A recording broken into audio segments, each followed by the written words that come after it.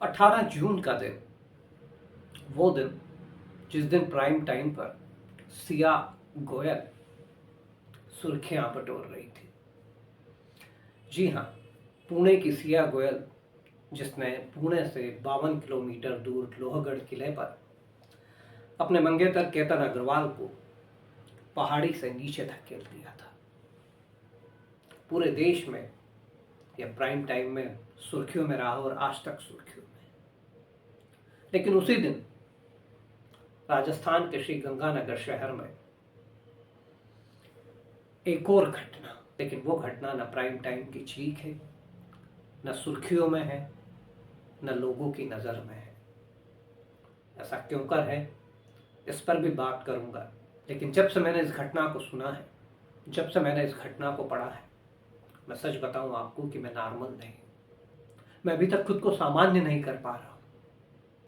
मुझे समझ में नहीं आ रहा है कि क्या हम आज भी आदिम युग में जी रहे हैं, एक युग में जहां आज भी इंसानी जिस्मों का सौदा कर दिया जाता है, और वो भी चंद रुपयों के लिए। जी हां, बात राजस्थान के श्री गंगानगर शहर की। 18 जून की रात और एक 13 साल की बच्ची। इस घटना को जब आप भी सुनेंगे तो शायद आपके भी रोंगटे खड़े हो जाए। लेकिन मैं जैसे कहूँ ना कि इस घटना को बयां करने के लिए हर बार मेरे पास शब्द कम पड़ रहे हैं कि कैसे जुबा दूं मैं इस कहानी को। और ये कहानी नहीं है, ये उस बच्ची के साथ जो बीता है, उस बच्ची पर जो कहर ढाया गया है, और जिन 32 लोगों ने कहर ढाया है, क्या कहूं मैं। घृणित घृणित शब्द तो बेहद छोटा लग रहा है मुझे इस घटना के लिए। राजस्थान का श्री गंगानगर शहर, 18 जून की रात 10:30 बजे, एक 13 साल की बच्ची, उसे अपने घर जाना होता है। अचानक उसे एक ई रिक्शा दिखती है। उस ई रिक्शा को देखकर उस रिक्शा वाले से वो कहती है कि भैया मुझे क्या घर छोड़ दोगे। रिक्शा वाला कहता है कि ठीक है, बैठ जाओ, मैं तुम्हें घर छोड़ देता हूँ। बच्ची रिक्शा में सवार हो जाती है।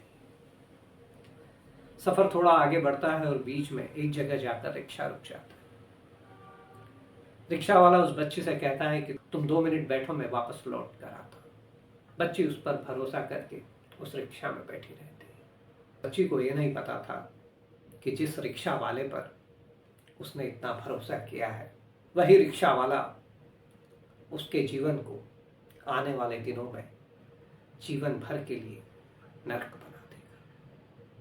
जी हाँ, यह रिक्शा वाला जहां रुका था वो एक होटल था, और उस होटल में जाकर वह इस बच्ची का, वो बच्ची जो 13 साल की बच्ची है, जो उसकी रिक्शा में बैठी है, घर जाने के लिए बैठी है, उसे किराया भी देती, लेकिन वह उस बच्ची का सौदा कर देता है। सोचकर देखिए आप, शायद जानवरों का सौदा भी मंडी में इतनी जल्दी नहीं होता होगा जितनी आसानी से और जितनी जल्दी उसने इस बच्ची का सौदा कर दिया।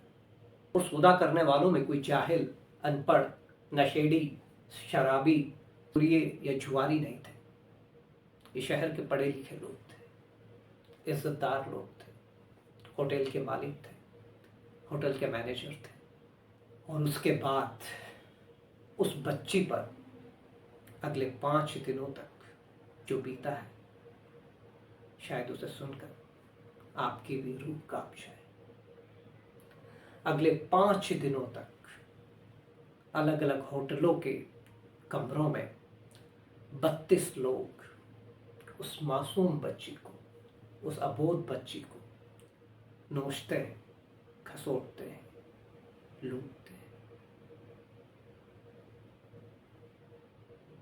सोचकर देखिए आप, क्या उस बच्ची ने इन दरिंदों से रहम की भीख नहीं मांगी होगी? क्या उसने अपने बचने की गुहार नहीं लगाई होगी इन दरिंदों के सामने? लेकिन ऐसा लगता है कि शायद सच में हम आदिम युग में जी रहे हैं। किसी का कलेजा नहीं पसीजा, और एक नहीं, 2 नहीं, 4 नहीं, 8 नहीं, 10 नहीं, 20 नहीं, पूरे 32 लोग, और एक 13 साल की मासूम बच्ची। और 5 दिन तक लगातार उसके साथ अमानवीय यंत्रणा और उसका नोचना और खसोटना। और जब उस बच्ची को दर्द होता, जब वो दर्द से चिल्लाती, तो उस बच्ची के मुंह में शराब डाल दी जाती ताकि वो नशे के आगोश में एक बार फिर समा जाए और ये दरिंदे उसके साथ दरिंदगी कर सके।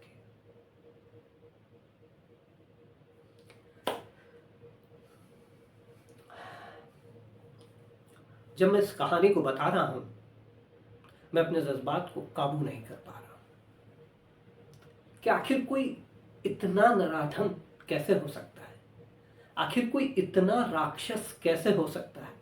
क्या उसे 13 साल की बच्ची में अपनी बच्ची नजर नहीं आई? क्या उसे उस 13 साल की मासूम अबोध बच्ची में अपनी बहन या अपनी बेटी नजर नहीं आई? 30 लोग, इसे अपराध या जुर्म कहना भी, जिसे कहें कि अन्याय होगा इस शब्द के साथ, और अन्याय होगा उस बच्ची के साथ जिसने वो सब भुगता है। और इन सब के बाद भी आज वो बच्ची जिंदा है, लेकिन सिर्फ एक जिंदा लाश। लेकिन मैं तो ये कहूँगा कि शायद जिंदा लाश भी एक छोटा शब्द है उसकी अवस्था को बयां करने के लिए। क्योंकि आप सोच कर देखिए कि अब कैसे कर और क्यों कर वो किसी व्यक्ति पर भरोसा करेगी। अभी तो फिलहाल उसकी हालत ही नॉर्मल नहीं होगी, लेकिन जब आने वाले टाइम में जब 6 महीने 8 महीने साल भर गुजरेंगे और शायद वो थोड़ी नॉर्मल हो, तो शायद हो सकता है कि वो अपने साए से डरने लगे। हो सकता है कि यदि कोई शख्स उसकी तरफ बढ़ता दिखे तो हो सकता है उसके मुंह से अचानक चीख निकल जाए। हो सकता है कि उसे बरसों बरस रातों में नींद ना आए। हो सकता है कि वह एकदम सोते सोते जाग कर उठ जाए और चीखने लगे। लगता है कि इस घटना का साया उम्र उसके जीवन पर इस तरह पड़े कि शायद इसके बाद फिर अब वो कभी एक नॉर्मल जीवन ही नहीं जी पाए। और वो दरिंदे, उन दरिंदों का क्या?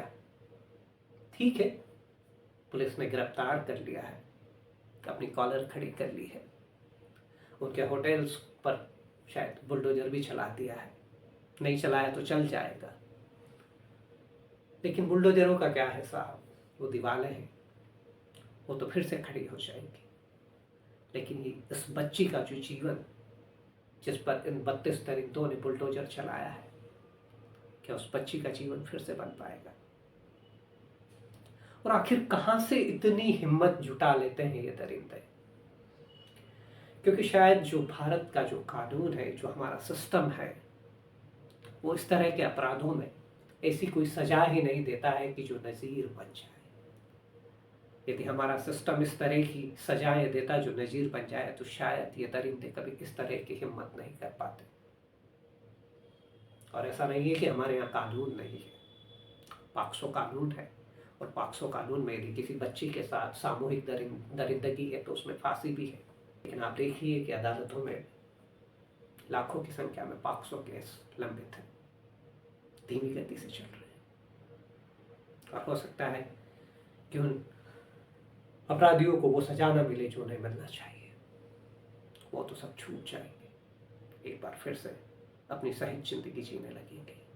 लेकिन जिनके साथ ये अपराध होते हैं, जिनके साथ इस तरह की ये घटना होती है, उनका जीवन कभी सहज नहीं हो पाता।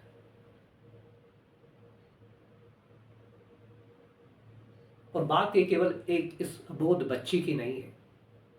हमारे देश में यदि आंकड़ों की बात करें तो हर दिन लड़कियों के साथ 80 रेप होते हैं, और यदि महिला अपराधों की बात करें तो यह संख्या लाखों में पहुंच जाती है। लेकिन उसके बावजूद क्योंकि जो सिस्टम है वो कुछ इस तरह का है कि कोई फर्क ही नहीं पड़ता।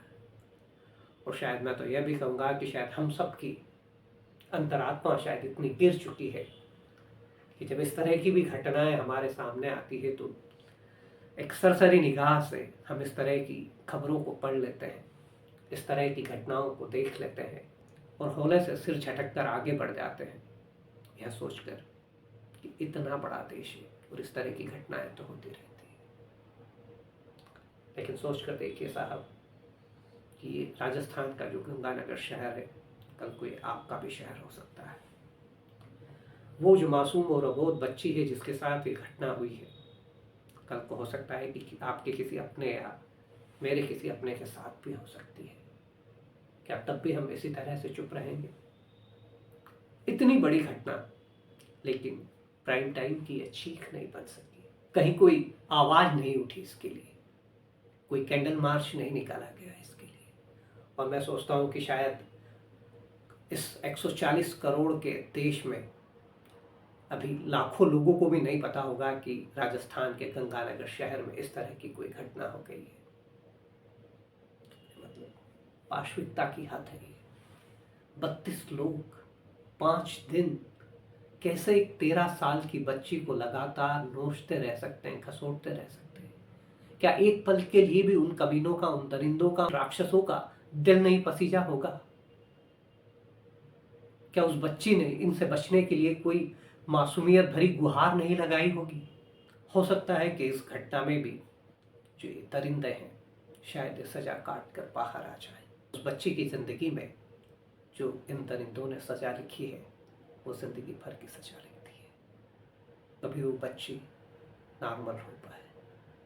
और पता नहीं ऐसे कितने ही केसों में अभी भारत में कितनी ही निर्भयाओं को अपना बलिदान देना होगा। लेकिन सच में बेटा, हम शर्मिंदा है तुम्हारे लिए।